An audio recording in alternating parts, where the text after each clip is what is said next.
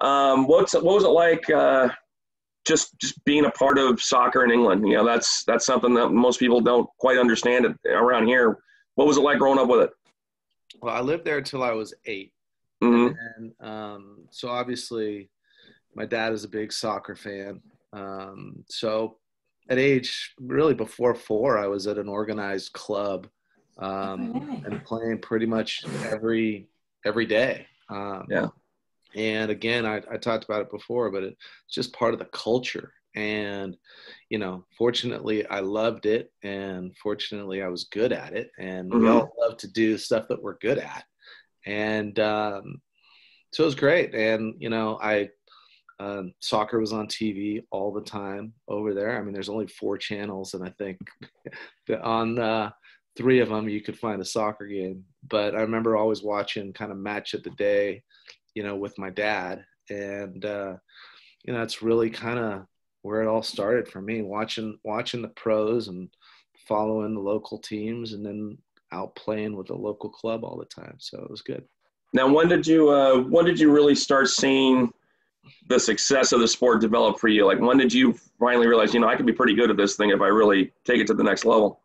Um, it probably wasn't until I was an older club player. I mean, I knew I was always good and, one of the better players on my youth teams, but it never really, I don't know, it was always just a game and I was just playing, and I never really, ever thought about what I could do beyond the next game, really. And then, obviously once you get into high school and start getting onto higher level club teams, then people start to, in a way recognize you. And then you start thinking about that a little bit more. So, back then it was just different. We were coached by dads for the most part. I didn't have a real coach.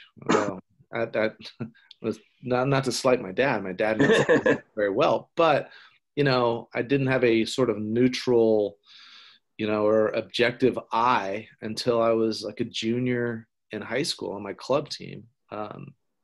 So it just was we're different. It was different days, and I had never gone to a college soccer game until I played in one, which Yeah. nowadays that would be unheard of. The recruiting and the access and really the youth sports and how they're really focused on getting players to the next level is insane compared to how it was when Glenn and I played. Yeah. So the answer is I didn't know that I could take it to another level until it kind of knocked on the door and said, hey, you know, you're a good player. We want you to come play here, there, or wherever. And, it was really the college recruiting process is what made me realize that, okay, I am, different and at another level than a lot of the guys that I'm around. And, that's when I really probably started to kick it into gear a little bit more. I always, worked hard and, wanted to be really good and win, but I never really looked at it as an individual thing for going to the next level. And I don't know, it wasn't the train of thought the way it is now. I've coached 12, 13-year-olds that are talking about college and professional soccer, which that just never crossed my mind one bit when I was growing up and playing sport. Yeah. How about yourself, Glenn? I was asking Kevin while you were gone about just when you realized you were good enough to get to that next level. I know you both played professionally. When was it for you that you said, like, if I really need to apply myself, I could really become something pretty special in the sport? Kind of like Kevin says, back then it was just you just kept playing. I think the first time, as a kid, I always said I want to play professional soccer. I want to be a professional soccer player. The funny part was there was no professional soccer out here to play, so Yeah. it was a little bit unusual. The first time I really kind of even thought about it was when I was at Orange Coast College getting recruited. Barry Wallace asked me if I wanted to play professional soccer, and I really hadn't thought about it until that point. And kind of at that point said, yeah, why not? And from there, kind of had a couple good years here and then went to Dominguez and kind of hooked up with some, English / Yugoslavian kind of ex semi-pro guys that kind of pushed into that. And then we just, at that time, this is kind of how it worked. It wasn't like there was a big league that everybody tried to try out for, the leagues kept popping up and coming for a couple of months and then going away for a couple of months. So you just kind of kept playing at the highest level you could, and something would pop up and everybody would kind of go and try out and play. It was just kind of a process that you just kept working. You know, I love the game and I love being on the field all the time. So it wasn't any time that I was like, oh, I'm really going to try now. It was always, you know, from day one, boy, I love this sport and I'm going to do the best I can at it. Very cool. And as far as Glenn, your reattachment to Orange Coast after playing there and coming back to coach the program, when was it you first came back to Coast, and how did that process get started? Had to be, boy, early 2005, maybe, right, Kevin? I think. That sounds right. I you know, right? I started working. Yeah, so Kevin was working. Maybe. Kevin was the head coach. Yeah. With Laird, he was helping out Laird, and he had to go. He got a full-time job inside in the learning program. And Kevin asked me if I wanted to help out his brother because Jason was helping out. So that's how I kind of got back into it, obviously through Kevin and I's relationship from club soccer. Kind of got back into it that way, worked with Laird for a few years, and then Kevin stepped back into the head of the program, and really they can't get rid of me. That's the problem. So I know you guys talked about it a little bit in the other interview, but like, tell me about the symmetry between you guys as far as coaching goes. You know, when Kevin, when you know that Glenn's going to be on the road with the men's team, you know that they're in great hands, obviously. But what is it about you two that you are so in sync with?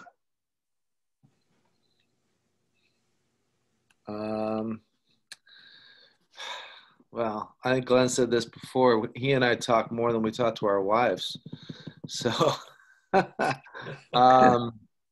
you know, I think that, like I said, I mean, when we're at, whether we're watching training sessions or just talking about soccer, you know, like I said, we see the game pretty much the same way. And I not to oversimplify it, but we have very simple ideas about the game as far as work ethic and working together, being a good teammate. And, you know, not that we're simple people, but when it comes to this game, we are very simple. And, you know, the way we see the game, it doesn't mean that we don't have any sort of complex schemes when it comes to winning games or getting the most out of our players.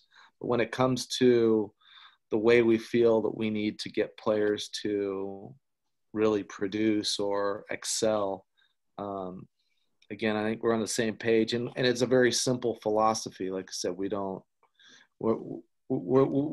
send out a huge in-depth packet like a football program would to a player that, you know, needs to have just so many different roles within a team. We keep it pretty simple as to the formula of success. And, you know, we both feel like we've been able to reach a lot of success in the game as a player and a coach, and simplifying it for the players is, you know, obviously the best thing to possibly do, really.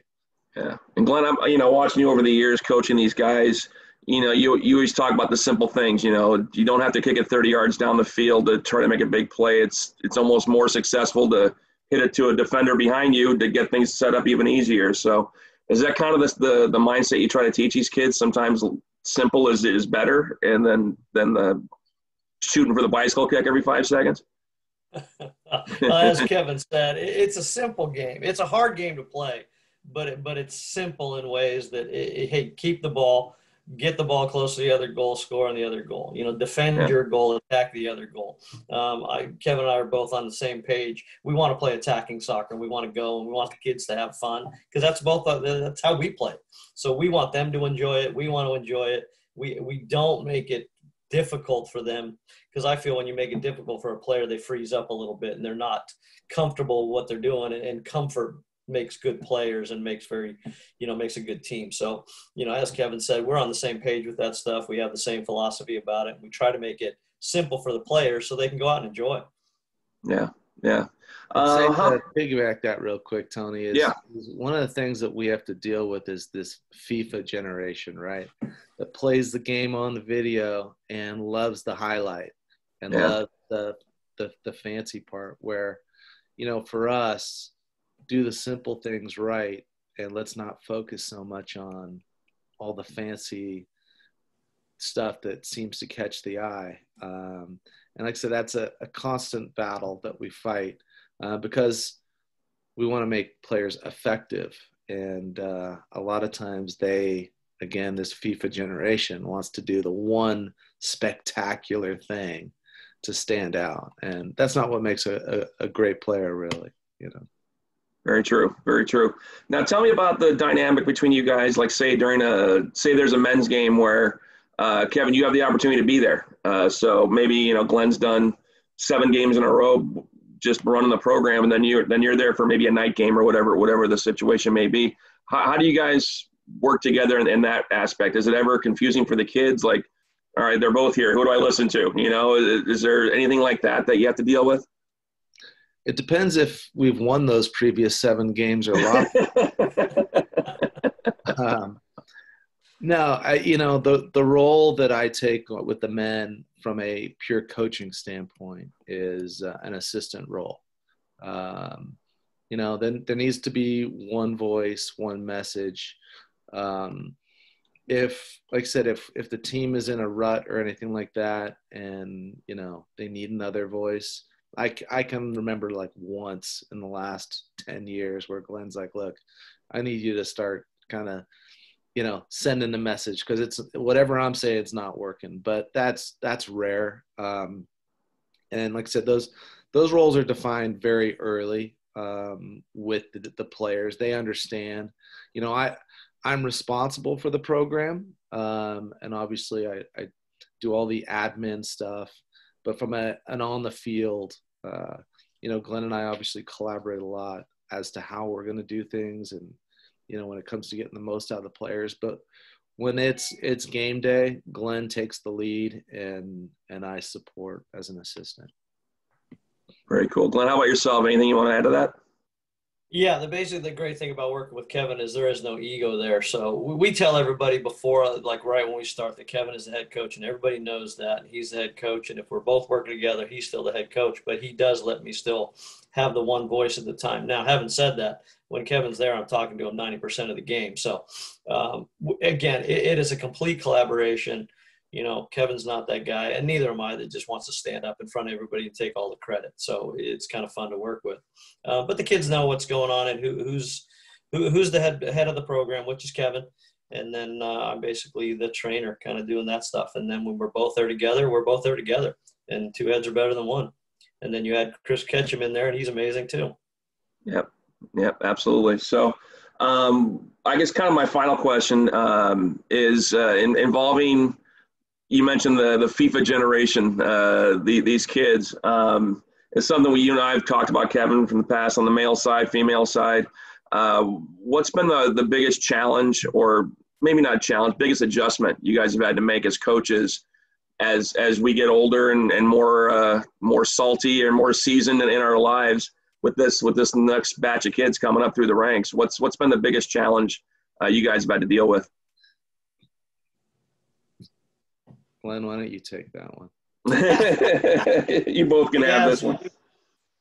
Look, the kids are great. They're different. There's a lot of social media and individual social media, so that's very difficult for a team sport. I think it's one of the things we do have to harp on quite a bit. Put your phone down when you come in. We don't need to take pictures between water breaks and all that good stuff about yourself. It's always about team.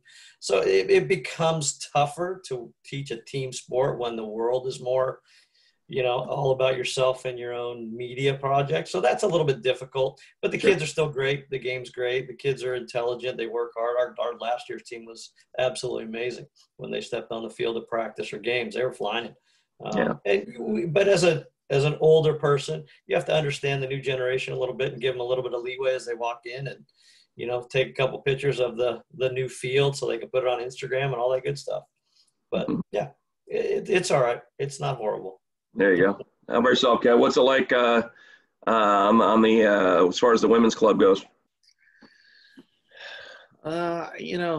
Sort of echoing what Glenn said. It's finding the motivation for these guys to really drop everything at the gate when they come in and be a soccer player, be a good teammate, work together for that one common goal where, again, at times you see the first thing that they do at the end of practice is pick up their phone and see how many likes they got on their last post or whatever. And, for us, we come from that generation of we showed up to practice early so we could see our friends. We played a little small-sided probably before practice started. When the practice ended, we were there 20 minutes after hanging out with our friends. And that is just not what these kids need anymore. They're not looking for it. They might need it, but they don't think they need it because, again, their world of support and friends and everything is in the palm of their hand. So I think really getting the buy-in to the team concept is the biggest challenge. And where, especially when you've got kids that are shy, that feel like they don't really want to be vulnerable and jump into a group, it's a lot easier now for them not to, and harder as a coach, I think, to get them to be part of the group. And, at our level, it's important that we make everybody feel welcome and get them, and build that team concept as quick as possible. Otherwise, they move on. You mentioned before, we talked about pro sports or even playing at the next level. If you're a female in this country, that dream is maybe not even there at our level, where Glenn will attest to this. We still get, a handful of guys every year that feel like they're going to go and play pro and they're going to go and do this. So we've got to keep everybody interested, and the girls especially need to feel connected to the coaches, to the other players. And that's a big challenge it's probably always been there, but it's definitely, more pronounced now for sure. Very cool. All right, one final question. I'll let you guys get out of here. But this is kind of a mushy question for both of you. Glenn, what's something about Kevin that he brings to the soccer field that makes you a better coach? What is it about him that makes your job easier? And Kevin, I'll ask the same question about Glenn. He has to go first. Well, he makes my job easier by taking care of all the stuff I hate doing with the administrative and all that good stuff. I mean, that's the stuff I can't stand doing. Like I said before, I get to do the good stuff. The other part that he makes it easy for me is his temperament. I mean, I'm a bit of a nutcase at times. I can be a little bit emotional about kids and game and all that stuff. And I'll talk to Kevin. He's much more down to earth and kind of more level headed than me. So, and obviously knows the game very well. So it's good when I'm freaking out about some player doing something that I want to kill, that Coach Smith is nice and level headed and say, hey, why don't we do something different this way? And kind of, because we're so on the same page soccer wise, it kind of talks me off the cliff a little bit, which is nice. Awesome. How about yourself, Kev?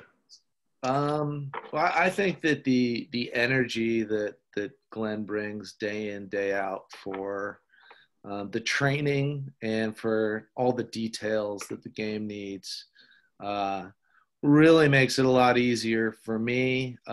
It really is received obviously very well by the players, because that passion and enthusiasm really shows through, and professionalism for what he does. Glenn's, if we have practice at 7:30, he's there at 7. All the cones are set up, kids are going in, and he's prepared and ready. And for me, where I'm at in my life with, my not only my kids, but professionally and all the stuff that I do on campus outside of the soccer field, it's good to have him there focused 100% solely on the kids, where I might be focused on them, but in a different way. I'm trying to figure out eligibility, or I'm, looking up some resources to help somebody, and he can make sure that product on the field is, the best. And, that's what makes it work. He kind of, we have a good balance right now where what he has the passion for and is doing and excelling at. Not that I don't have the passion for it. I've just got a lot of other things that are going on when it comes to managing the program. So it's a really good balance right now. And as long as the product for the kids, and we always say kids, but really we're talking about men and women now. They're still getting a lot out of the program, and we're trying to give them the best opportunity and win as many games as we can for the college, because we want to win. We like to win.